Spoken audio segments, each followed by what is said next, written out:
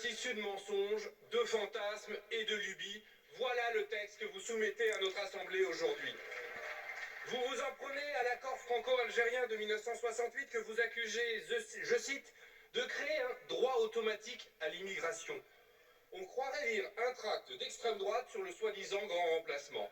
C'est immonde et délirant. Vous brandissez, dès la première phrase, le spectre d'une immigration de masse. Mensonge. Rappelons les faits. Avec 12% de sa population née à l'étranger, notre pays occupe une position très moyenne parmi les pays de l'Union européenne. Vous pointez encore la trop grande place prise par l'immigration familiale. Mensonge. Les faits encore. Le nombre de titres de séjour liés à l'immigration familiale est en baisse de 4% sur les 20 dernières années. On est très loin de la submersion. Vous décrivez l'accord algérien comme extrêmement favorable. Mensonge encore. Contresens historique même. L'accord de 1968 a précisément été signé pour encadrer l'immigration algérienne, volonté partagée alors par les gouvernements du général de Gaulle et du président Boumedienne. Favorable, il l'est par certains aspects. L'histoire commune, douloureuse, de nos deux pays le justifie. Mais par d'autres, beaucoup moins. Il est défavorable aux étudiants et il n'exonère nullement les ressortissants algériens des règles d'accès au marché du travail et des règles d'éloignement. Surtout, il y a un fossé entre les dispositions théoriques et la réalité que vivent des dizaines de milliers de gens dans les consulats et les préfectures. Dossiers impossibles à déposer en ligne, rendez-vous impossibles à obtenir, blocage administratif infini. Dans mes permanences parlementaires, je reçois semaine après semaine des familles franco-algériennes déchirées. Elles ne parviennent même pas à obtenir un visa de court séjour pour un grand-père ou une grand-mère qui veut voir ses petits-enfants durant les vacances. Voilà la réalité. Et vous parlez d'un droit automatique à l'immigration? C'est du délire pur et simple. Mais vous savez sans doute tout cela au fond.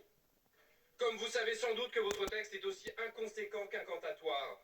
Il est inconséquent car, selon le Conseil d'État lui-même, dénoncer l'accord franco-algérien de 1968 pourrait aboutir à rétablir le régime antérieur instauré par les accords d'Évian de 1962, la libre circulation totale entre l'Algérie et la France, soit l'effet inverse de celui que vous prétendez rechercher. Il est incantatoire, car même si notre Assemblée venait à le voter, ce vote n'a aucune valeur d'injonction sur le président de la République. Lui seul a le pouvoir de dénoncer cet accord bilatéral. Et s'il le dénonçait unilatéralement, comme vous l'appelez de vos voeux, il violerait le droit international et discréditerait la parole de la France. Est-ce que cela que vous voulez? Ce serait insensé, et vous le savez tout aussi bien. Alors, pourquoi vous obstinez?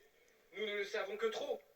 Habité par une obsession morbide, vous rejouez à l'infini la guerre d'Algérie.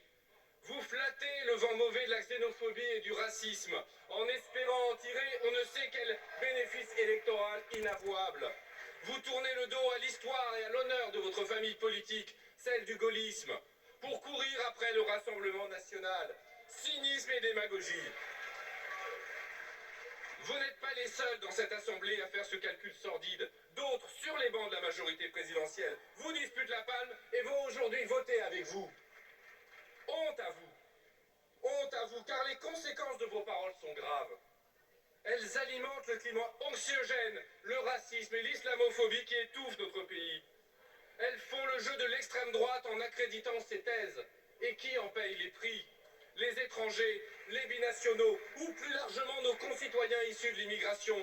Ceux qui subissent la violence d'une administration qui restreint et piétine leurs droits. La violence d'une stigmatisation permanente et d'une discrimination systémique. Et désormais, la violence de groupuscules racistes qui se livrent à des expéditions punitives. Ces expéditions que vous ne parvenez même plus à condamner, si ce n'est du bout des lèvres. C'est l'État qui se pense lui-même en pensant l'immigration, écrivait le grand sociologue franco-algérien Abdelmalek Sayad. Aujourd'hui, deux façons de penser la France et l'immigration s'offrent à nous. Une France républicaine, fidèle à ses principes universalistes, qui sait regarder son passé en face et s'ouvrir à l'avenir. C'est la nôtre.